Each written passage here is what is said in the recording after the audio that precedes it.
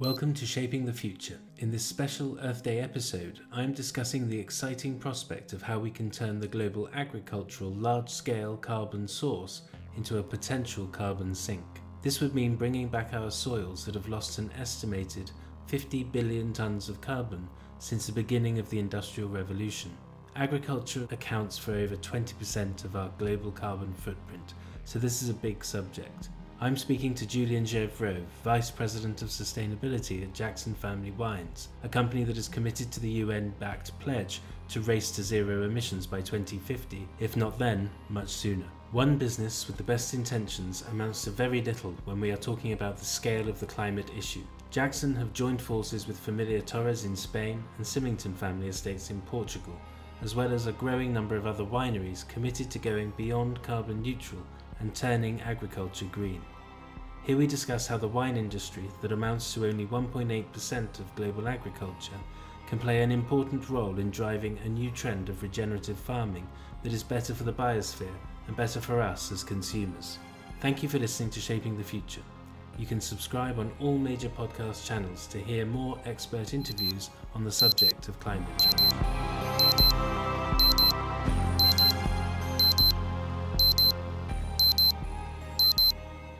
Julien, thank you very much for joining me today. Can you start by giving us a broad overview of the Jackson Family Wines portfolio, the geographical reach, and the profile of the wine you produce?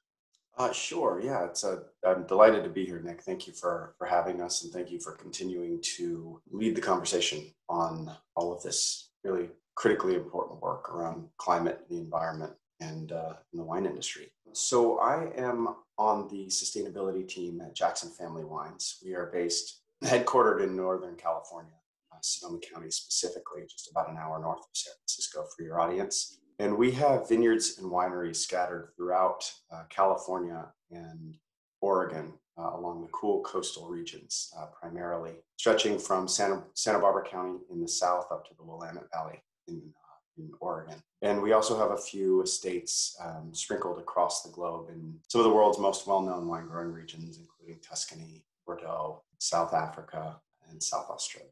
Okay, and can you talk a little bit about how you view climate change for not just for yourselves, but for the whole wine industry, and what approaches you're taking as a business? I would say on a personal level, as a father of two, climate change is something that I think about daily, and I think about the legacy that we're leaving for our children and our children's children. And we think about the inflection point that we're at as a global society. I heard a quote the other day that was kind of speaking to millennials and Gen Zers, and really it phrased up the magnitude of the challenge and the opportunity that we're faced right now. And it went something along the lines of millennials and Gen Z are really the first generation to really kind of come of age during a time where climate is such a major issue and priority.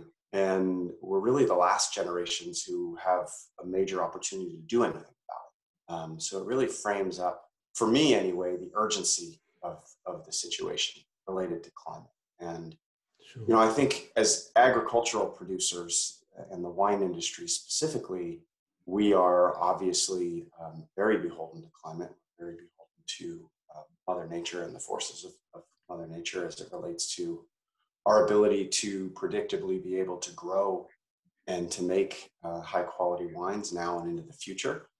And as the climate changes and as our impacts on either accelerating or decelerating that change are felt from a human perspective, now is really our opportunity to do something about it. And I think agriculture, we're increasingly understanding the role that agriculture could play.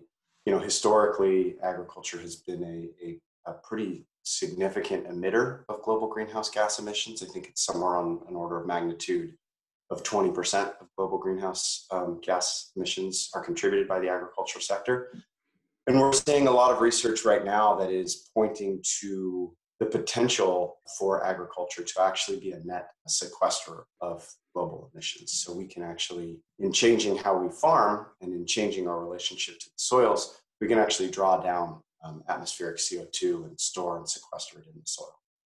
So you're really talking about flipping from becoming a carbon source to becoming a carbon sink. And I think the estimate is since the beginning of the Industrial Revolution, we've lost about 50 billion tons of carbon from our soils. So, I mean, agriculture is huge anyway, and I know that the wine industry is only 1.8% of that. But as a leader in this 1.8%, as a large producer, a leading thinker, if you like, what's your sort of approach? What's your modus operandi and how you're going to move forward with it?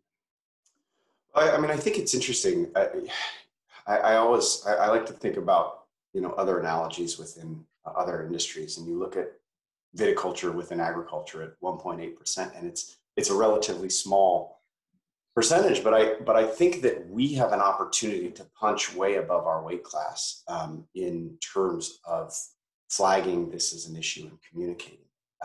Wine is really one of very few, if not one of the only, branded luxury agricultural products.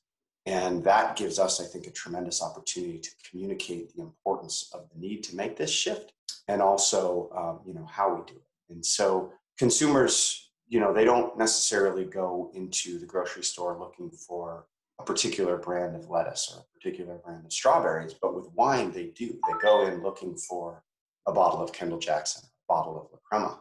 And I think that gives us an amazing opportunity to really lead agriculture in accelerating this shift and accelerating the adoption. And if we can do it, then hopefully we can really help pave the way for the rest of agriculture to move in this direction as well. Okay, and one of the things in this subject is always scale. I mean, we talk about 50 billion tons lost, and we've got to put back 50 billion tons, 25% emissive, contribution. These things are all on such a scale that it's hard for us to really comprehend. But it's a one winery even if you're a large winery, can't do everything on your own. So you have formed international wineries for climate action with some other partners. Can you tell us about this and how that's going? Sure, yeah. And I think that speaks to amplification of our voice.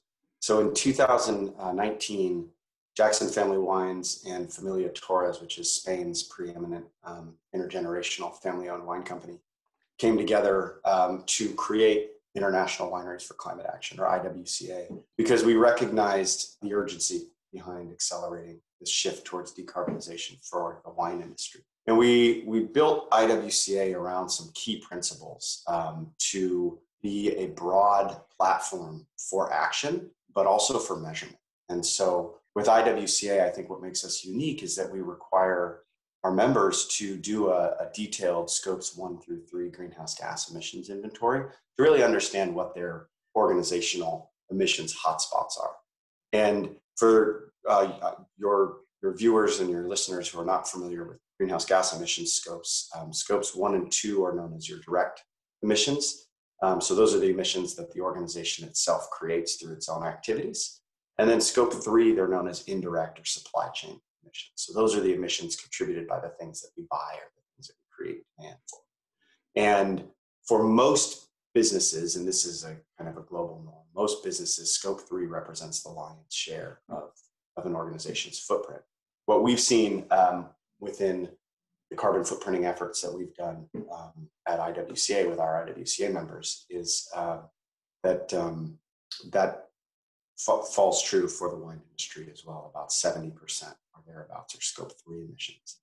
And ultimately, we've aligned on measuring our emissions using the global, gold standard in greenhouse gas emissions reporting. So we use the WRI GHG protocol for measuring emissions following the ISO 14064 process. So these are well-established norms for how you measure and account for emissions. We get our inventories audited by a third party that's ISO accredited. And ultimately, then this gives us the credibility to be able to say, okay, we know what we need to focus on. We have our marching orders, as it were, and we can then aggregate our voice towards advocating for decarbonization as a sector. So today, there are 10 IWCA members, and we represent almost 30 million cases of annual wine production, which is still admittedly pretty small in the grand scheme of things. But Jackson Family Wines, for example, we produce about 5 million cases. So we're able to amplify our voice through IWCA. And we really only see this growing in importance as we move forward. Okay. I know you've joined the UN-backed Race to Zero campaign, and this involves a 50% reduction of carbon emissions by 2030 and reaching net zero by 2050. And, I read two interesting bits of news just today that 2021, we're going to see emissions soar much higher than they have before. And at the same time, Nick Stern, who wrote the original climate report, has said that this race to zero, and commenting on the same initiative, is the story of the 21st century. Can you, because you're setting out to do something what politics has essentially failed to do. We're coming up to COP26. That's 26 annual global UN conferences that have systematically failed. So what are your challenges on your multi-decadal endeavor? Yeah. So, God, that's a great question. And it is the question, right? And it gets back to, I think, amplification and acceleration. So when we founded IWCA, our collective vision was to align with the UN protocols. So we have been working with folks at Race to Zero and the UN for about the last 6 or 8 months in the run-up to them accepting IWCA really as the first food and agriculture partner in their Race to Zero campaign. So we've been working with them very closely. They've looked, kind of behind the curtain at how we measure and account for emissions and the protocols that we use. And they ultimately deemed that we were in conformance with kind of the global best practices. And all IWCA members who sign up to join IWCA have to commit to this Race to Zero, net zero target by mid-century at the latest. I think that's an important point because the scientists are also telling us that maybe mid-century is not soon enough, that we have to decarbonize more quickly.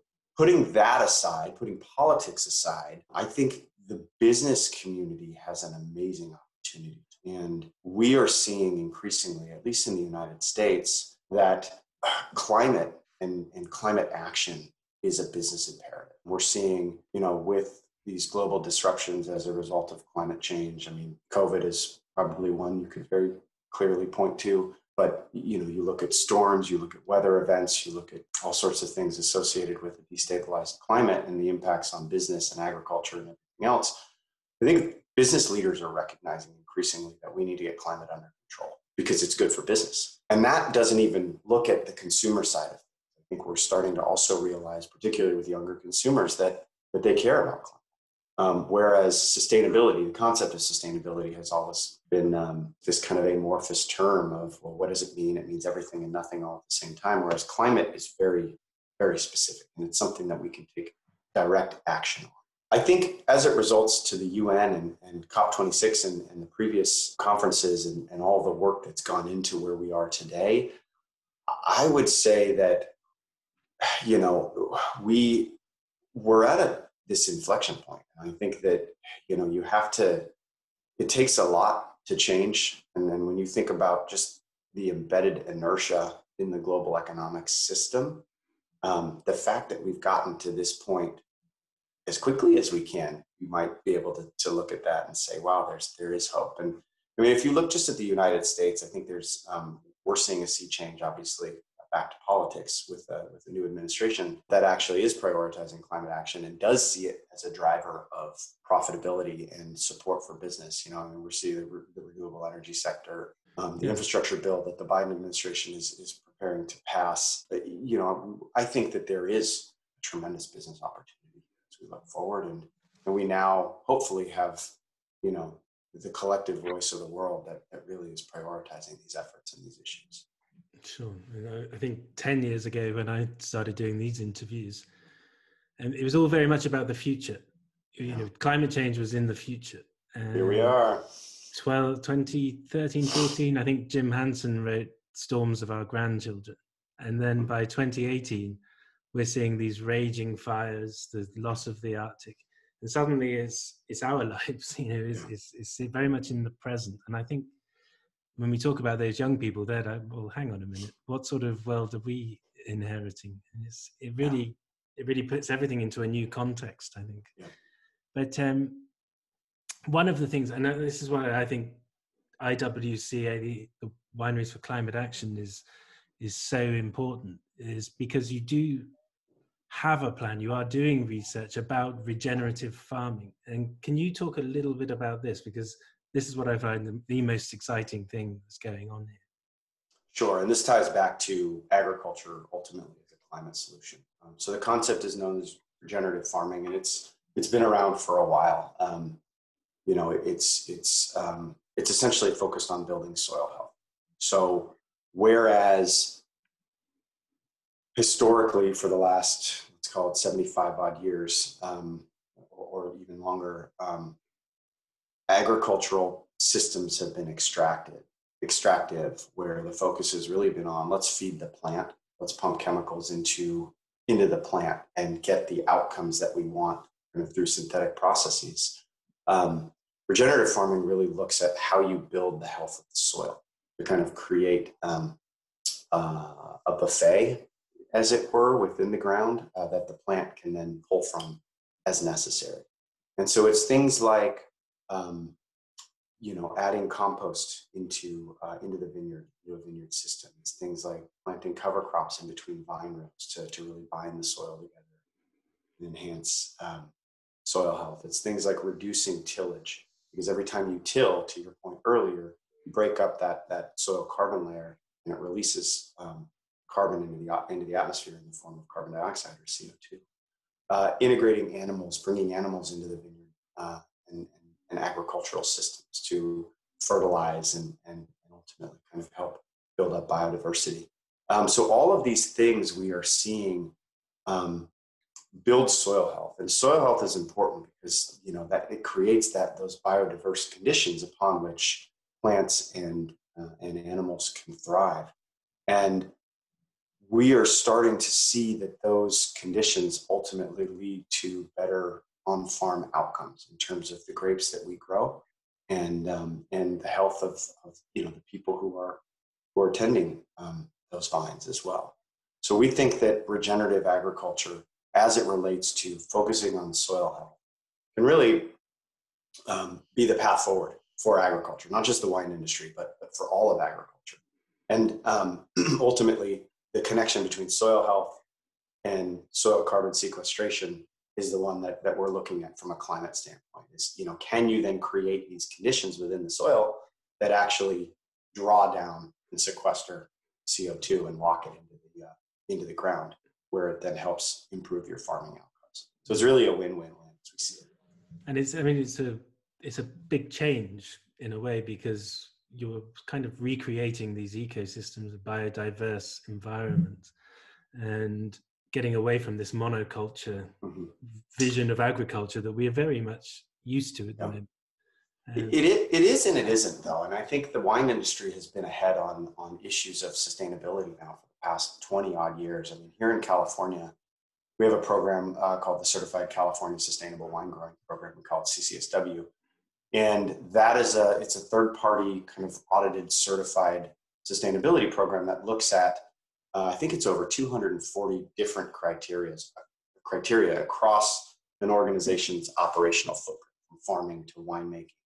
And it ultimately requires a grower or a winemaker to evaluate their impacts as an organization and to evaluate their footprint associated with their activities. And I think that programs like that, CCSW, there's a program in Central California called SIP, Sustainability in Practice. Up in Oregon, there's the Low Input Viticulture and Enology program. Programs like that encourage and have encouraged growers and winemakers to think holistically for the past 20 odd years.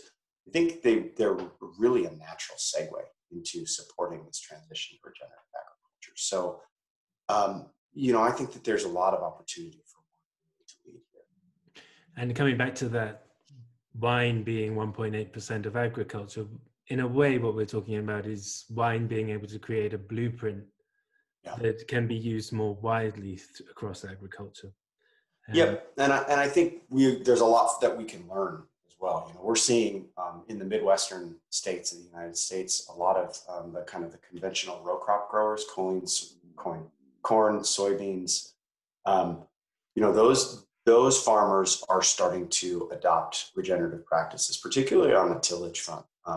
They're able to adapt some of their technologies and their infrastructure to be able to kind of replant their rows without tilling, and they're seeing some really, really positive results. So we have a lot to learn, I think, collectively from each other within all of these diverse and varying agricultural systems. Have you done any, I know this is quite a difficult question, but sort of back of envelope calculations on potential of carbon sequestered? Yeah, actually we have. There's a great tool. So what's unique about Jackson Family Wines is we are really a land-based company first and foremost. So the Jackson family is now in its third generation of the family kind of cultivating and caring for the land.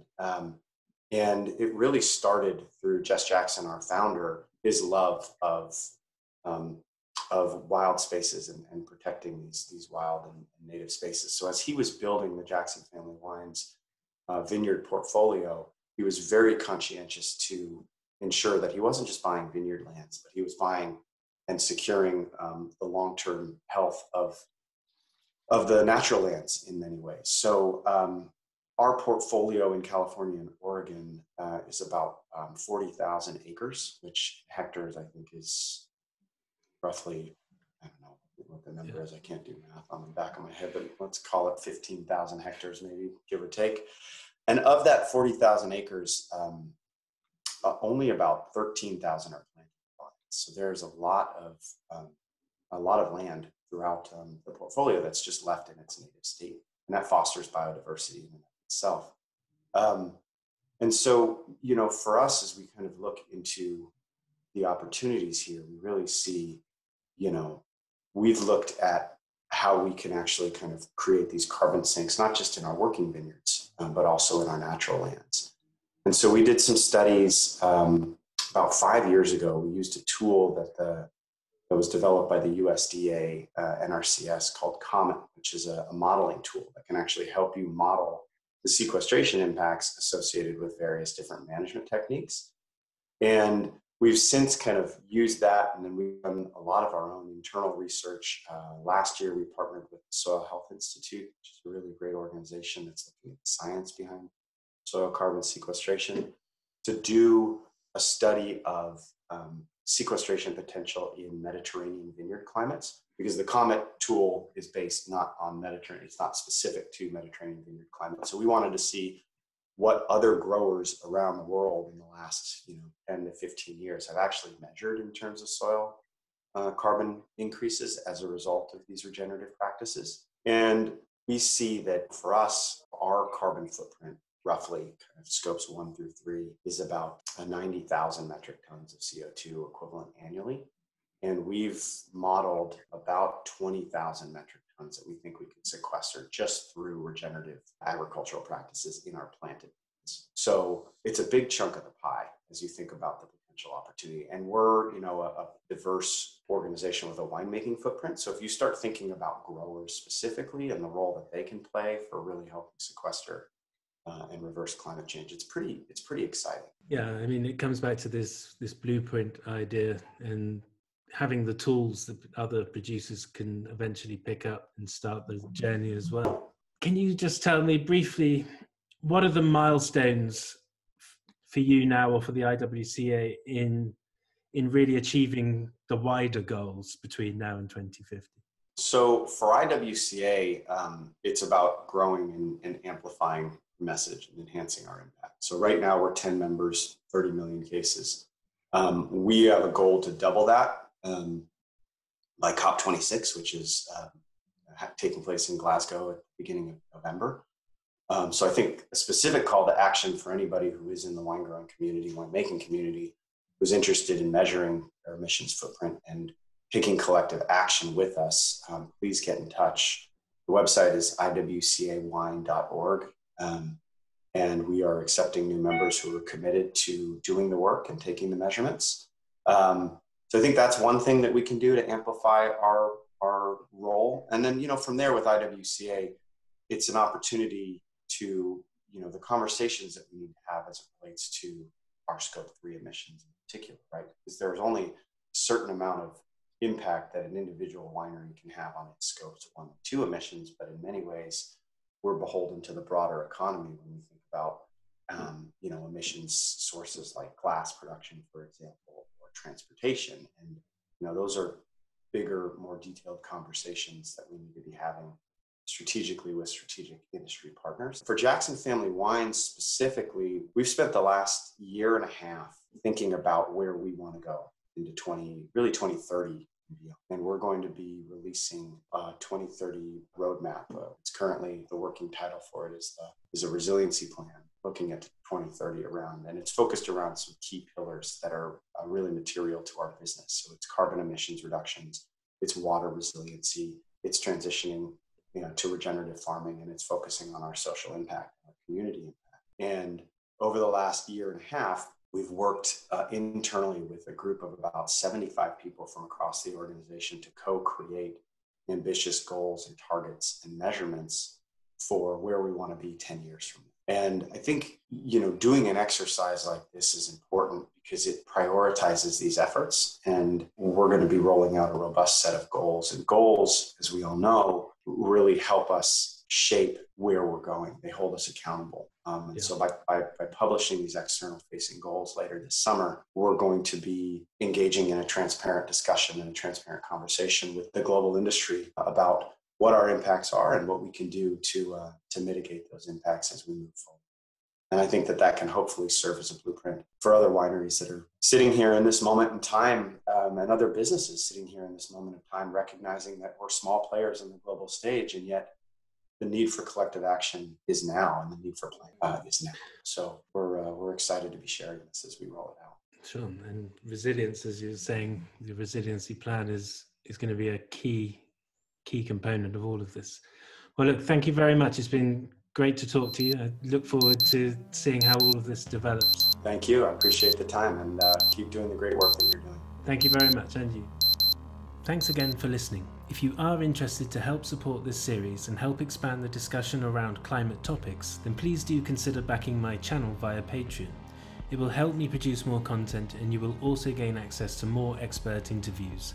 It would be great to engage more with audiences too and understand your views on these topics.